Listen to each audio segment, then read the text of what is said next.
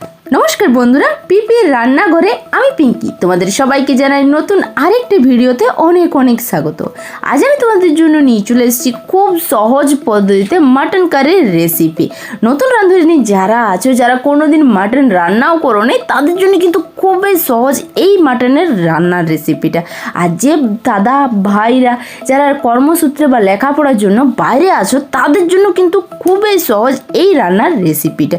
অনুরোধ রইল ভিডিও শেষ পর্যন্ত অবশ্যই থাকবে। ভিডিওটা ভালো লাগলে অবশ্যই একটা লাইক করে দিতে হবে। মাটন বানানোর জন্য আমি এইখানে নিয়েছি 700 গ্রাম মাটনটাকে খুব ভালো করে ধুয়ে পরিষ্কার করে নিয়েছি। এবার অন্য একটা প্লেটে আমি মাটনের যে চর্বিগুলো থাকে সেই চর্বিগুলোকে আলাদা করে নিচ্ছি। আর এই চর্বিগুলো আমি কেন আলাদা করছি সেটা তোমাদেরকে আমি পরে বলে দিচ্ছি। আমার মাটনের চর্বিগুলো আলাদা করলি। এবার একটা নিয়ে নিয়েছি প্রেসার কুকার। তোমরা চাইলে এখানে কড়াইতেও রান্না করতে পারো, আর কড়াইতে কীভাবে রান্না করবে সেটাও আমি কিন্তু পরে বলে দিচ্ছি। এখন আমি প্রেসার কুকারে এটা রান্না করছি, আর এই রান্নাটা আমি দুটো স্টেপে ভাগ করছি। একটা প্রেসার কুকারে একবার করছি আর একবার কড়াইয়ে। তোমাদেরকে আমি পুরোটা বলে দিচ্ছি। আর এখানে দেখতে পাচ্ছ আমি প্রেসার কুকার দিয়ে দিয়েছি 2 কাপের মতন পানি, 1.5 চামচের মতন হলুদ গুঁড়ো, আর দিচ্ছি নুনটা তোমাদের স্বাদ অনুযায়ী কম বেশি করে নেবে।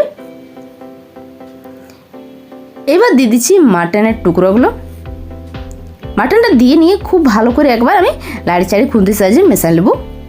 তারপর ঢাকা দিয়ে 3টে সিটি পড়া পর্যন্ত অপেক্ষা করব।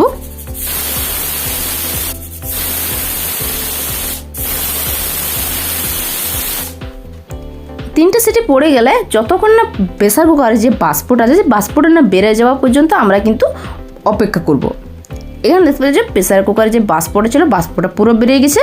এবার কড়াই গরম হয়ে দিয়েছি, তাতে দিয়ে দিচ্ছি সরষের তেল, বেশ অনেকটা পরিমাণ সরষের তেল দিয়ে দিচ্ছি। তেলটা গরম হয়ে গেলে এখানে দিয়ে দেবো 1/2 চামচের মতন জিরা, গোটা জিরা দিয়ে দিচ্ছি। তারপর দিয়ে দেবো গরম মশলা, এখানে লং, এলাচ, দারচিনি, আর দিয়ে দিচ্ছি গোটা গোলমরিচ। এগুলো গরম মশলাগুলো খুব ভালো করে ভাজিয়ে নিয়েছি। এবার দিয়ে দেবো 2টা মিডিয়াম সাইজের পেঁয়াজ কুচি। পেঁয়াজটাকে হালকা করে লাড়ি চাড়ি ভাজি নেবো। আর পেঁয়াজটা যাতে তাড়াতাড়ি ভাজা হয়ে যায় আর খুব সুন্দর কালার আসে, তার জন্য দিয়ে দিলাম সামান্য নুনটা দিয়ে খুব ভালো করে পেঁয়াজটাকে লাল লাল করে ভাজি নেবো। পেঁয়াজটা দেখেছি খুব সুন্দর কালার চলে এসছে, পেঁয়াজটা ভাজা হয়ে গেছে। এখন দিয়ে দেবো রসুন আর আদা একসাথে বাটি রেখেছিলাম, এটা দিয়ে দিচ্ছি 2 চামচ। তারপর খুব ভালো করে যতক্ষণ না রসুন আদার থেকে কাঁচা গন্ধটা না চলে যাচ্ছে ততক্ষণ পর্যন্ত লাড়ি চাড়ি ভালো করে ভাজি নেবো। আর গ্যাসের আঁচটা আমি এখন রেখেছি একদম লো টু মিডিয়ামে। আর তেলটাও কিন্তু খুব কম দিয়েছি, যাতে এই মাটন কারিটা না বেশি রিচ হয়ে যায়। এখানে ভাজা হয়ে গেছে, একটা মশলা তৈরি করবো। এখানে দিয়ে দিচ্ছি 1/2 চামচ হলুদের গুঁড়া, 2 চামচ দিয়ে দিচ্ছি এখানে ধনার গুঁড়া, 1 চামচ দিয়ে দিচ্ছি জিরার গুঁড়া, 1 চামচ দিয়ে দিচ্ছি লঙ্কার গুঁড়া, 1 চামচ দিয়ে দিচ্ছি মিট মশলা। তোমরা এখানে চাইলে গরম মশলাও দিতে পারো, আমি এখানে দিচ্ছি মিট মশলা। এবার এই সব গুঁড়া মশলাগুলোকে খুব ভালো করে আমি একটা পানি দিয়ে একটা ঘোল তৈরি করে নেবো। মশলাটা দেখতে পাচ্ছ খুব ভালো করে গুলে নিয়েছি, আর এখনই কত সুন্দর একটা কালার চলে এসছে। তোমরা এরকম করে যদি মশলাটা গুললাম, মশলাতে কিন্তু তাহলে ঢেলা না থাকার কোনো ঢেলা থাকবে না। এবার মশলাটা আমি দিয়ে দিচ্ছি এখন যে ভাজা মশলার সাথে। এবার খুব ভালো করে আমি এখন ভাজি নিচ্ছি। মিনিট 2 ভাজার পর যে বাটিতে মশলাটা গুলেছিলাম সেই বাটি থেকে বেশ কিছুটা পানিটা ঢালে নিয়ে আমি আবারও মশলাটাকে খুব ভালো করে মিনিট 4-5 মতন কষে নেব, যতক্ষণ না মশলার থেকে তেল ছেড়ে এসছে। আর এখন দিয়ে দিলাম আবারও বেশ কিছুটা নুন।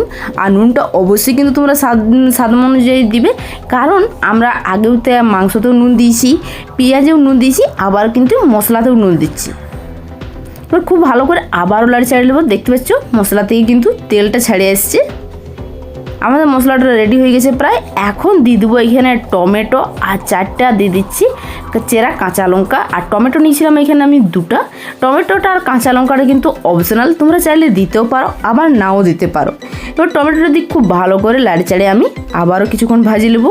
টমেটোটা একদম গলায় ফেলবো না, হালকা বেশ কিছুক্ষণ লাড়ি চাড়ার পর যে চর্বিটা ছিল সেই চর্বিটা দিয়ে দিচ্ছি। আর চর্বিটা যদি আমি আগেই দিয়ে দিতাম সিটি দিয়ে দিতাম, তাহলে কিন্তু চর্বিটা গলি যেত। ওই জন্য কিন্তু আমি চর্বিটা পরে দিচ্ছি। চর্বিটা দিয়ে খুব ভালো করে কষে নিয়েছি। এখন দিয়ে দিচ্ছি মাটনটা যে সিদ্ধ হয়েছিল, এখান থেকে সিদ্ধ যে পানিটা থেকে ছাঁকিয়ে নিয়েছি, দিয়ে দিলাম মাটনটা। মাটনটা দিয়ে খুব ভালো করে আমি এখন কষে নেবো, বেশ কিছুক্ষণ কষে নেবো। টমেটোর পানিতে কিন্তু মাংসটা ভালো করে কষা যাবে। এখানে পানির এক্সট্রা পানি আমি এখন দিচ্ছি না। মিনিট 10 ভালো করে কষে নিয়েছি, তারপর দিয়ে দেবো যেটা মাটনটা সিদ্ধ করেছিলাম, যে পানিটা ছিল সেই পানিটাতেই আমি কিন্তু এখানে মাটনটাকে দিয়ে দিই, হালকা করে পানিটা দিয়ে দিয়ে আমি কষে নিচ্ছি মাটনটা। এবার মাটনটা ভালো করে কষা হয়ে গেছে, ঢাকা দিয়ে দিচ্ছি আমি এখানে 5 মিনিটের মতন। 5 মিনিট বাদে ফিরে এলাম। আবারও খুব ভালো করে আমি মাটনটাকে লাড়ি চাড়ি ভাজি নেব। আর তোমরা চাইলে যদি কষা রাখতে চাও তাহলে কিন্তু এরকমভাবে বেশ কিছুক্ষণ কষে নিয়েও তোমরা কষাটাও রাখতে পারো। এবার আবারও আমি ঢাকা দিয়ে দিচ্ছি। ঢাকা খুলে নিয়ে আবারও এরকম করে আমি 4-5 বার কিন্তু ঢাকা দিয়েছিলাম, আবারও ঢাকা খুলে ভালো করে কষে নিয়েছিলাম। এবার যে মাটনটা সিদ্ধ করেছিলাম, যে বাকি বাড়তি পানিটা, সেই পানিটা কিন্তু আমি এখানে দিয়ে দিচ্ছি। দিয়ে খুব ভালো করে খুন্তিতে লাড়ি চাড়িয়ে আমি ভালো করে ঝোল আর মাটন সব কিছু এক জায়গায় ভালো করে লাড়ি চাড়িয়ে মেশা নিচ্ছি।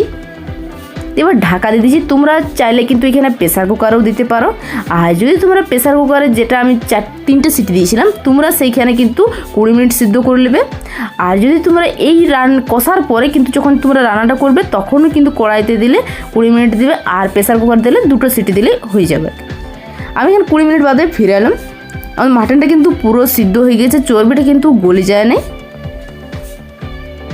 খুব সুন্দর মাটনের কালার চলে এসেছে। এখন দিয়ে দেবো 1 চামচ মিট মশলা।